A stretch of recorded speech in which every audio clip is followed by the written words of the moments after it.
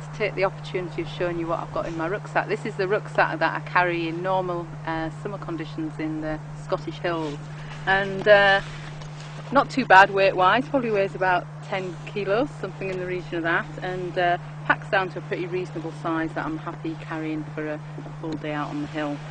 On the outside, I try and keep it really neat and tidy. If you've got things dangling on the outside of your rucksack, then the chances are you're going to lose them.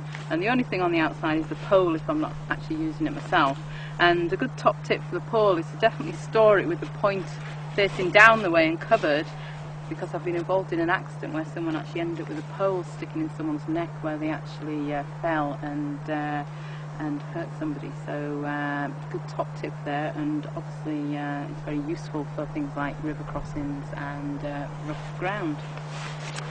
So I'll start off at the top of the rucksack. I try and pack it so I can access things easily, so the things that I'm most likely I'm going to need are the most convenient, and smaller things at the top, I guess. I always carry a mobile phone, and it's in a waterproof carry case, because irrespective of what the manufacturers tell you, I still have never found a rucksack that's actually waterproof in some conditions. Mobile phone is obviously really useful for an emergency situation, but just remember that you don't always have phone reception in all locations. I also have in here a few snack bars, and crucially for me in the summer is a handy sun hat and sunglasses as well, and some sun cream, and my compass is very handy, depending on whether I'm intending to use it straight away or in fact it might just be attached to the jacket of my waterproof. I always have it on a string and a wee little carabiner, so it's easy to clip onto a zip and easy to access, and also make sure that I don't lose it.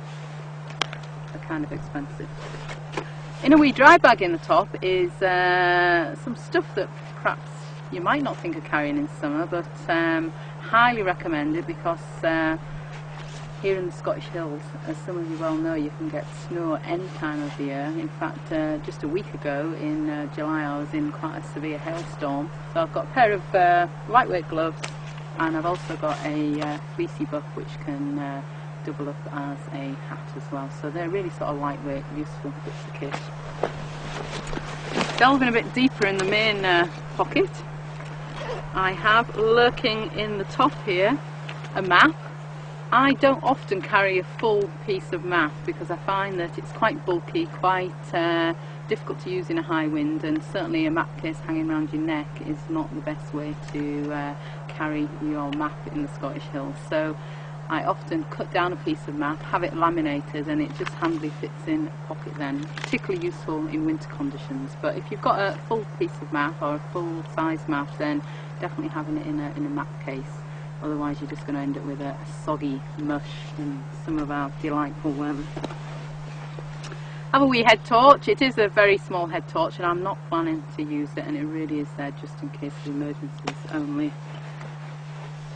I seem to have a spare compass for some reason. I'm obviously paranoid about losing one there, and a GPS. Again, this is a piece of kit that can be a really useful bit of kit, but again, not to be relied on. They do eat batteries, and they do take some training to actually use them effectively. One top tip I would use is use lithium batteries, because the Duracells just don't last very long at all, and lithiums will have about 8 times the life in a GPS. Okay, going into the main pocket of the rucksack. Should have pointed out on my pole as well, most important bit of first aid kit or repair kit is a bit of duct tape on the pole there, and I also keep a wee bit around my flask as well. Depends what the forecast's like, but sometimes I'll carry a hot drink in summer and sometimes I'll carry a cold drink, and just depends where I'm going, what I'm doing, and what the weather's like. Gaiters. Now, wearing gaiters in summer can be really cumbersome because they can be really hot and sweaty. I tend to wear the shorter type of gaiter, and depending on where I'm going will depend whether I'm wearing them or not. So here in the Cairngorms, for example, I very rarely wear gaiters, especially on very dry, hard terrain. But if I'm over on the west coast, then I'll often have them on from leaving the car. Okay, delving down through the rucksack, getting onto clothing now, guys. You'll notice the clothing that I'm wearing is very lightweight, synthetic, easy dry clothing. And I've already got a layering system on here of a thermal vest and then a long sleeve thermal vest. It's far better having several layers that you can adjust than one thick layer. It also means if something gets wet you can actually take it off and change it to something else. So on top of that I'll wear a wee windproof synthetic jacket, which is like a thin fleece with a hood. And often that might be enough in summer conditions, but there's certainly times when it's not.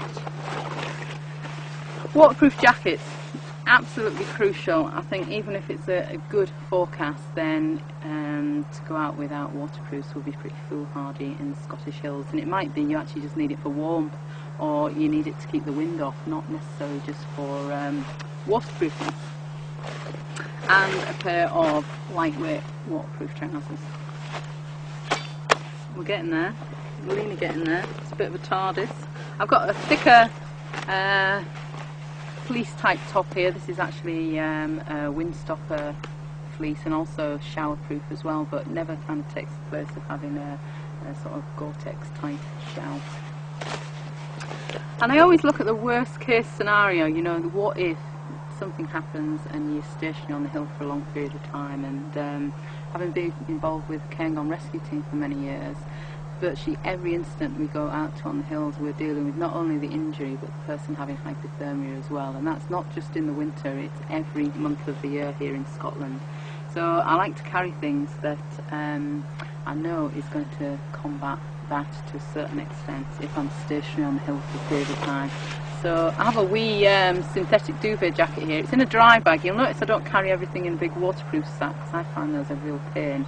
So anything that I really need to keep dry and I'm not using regularly go in little waterproof stuff sacks. And this is a very lightweight duvet. In winter I carry a much more heavy duty one, and synthetic rather than down, so if it is wet then it still retains some of its warmth features. Couple more things, guys. First aid kit, again in a very waterproof bag. I can't emphasise enough that your rucksack will end up like a swimming pool in wet conditions in Scotland. And in that I have the most accessible thing is a pair of rubber gloves, a sling, and then a very minimal first aid kit, which has even things like these cable ties, which are ideal for various repairs on rucksacks or boots or things like crampons in the winter. But I'm certainly not into carrying sort of a huge amount of first aid kit. I think you can, with a bit of duct tape, a couple of cable ties and a pair of rubber gloves and a triangular bandage, you can go a long way. This is quite important. Pack lunch. Again, I keep it in a wee dry bag because it keeps everything together and keeps it dry. And think quite carefully about what you're taking on the hill. Obviously it needs to be something that's attractive to eat if it's cold and wet, and it also needs to give you the adequate calories. So I tend to take a mixture of things like sandwiches, some chocolate, perhaps some peanuts, and if I'm feeling healthy, a bit of fruit. And finally, and this is something that I would never go on the hill without, if I was thinning out every possible thing because I want it to go as lightweight as possible, then I always have my bivvy bag. It's a £5 orange plastic bivvy bag, waterproof for Scottish conditions again, so it doesn't get all manky in the bottom of my rucksack. And the reason I carry this, and it weighs absolutely nothing, is I was involved with a rescue a few years ago up on the plateau, and there were two folk up there. The lady was in the bivvy bag and the guy wasn't. The guy was dead, the lady was alive. So for a £5 plastic bivvy bag, then I think it's a really good investment.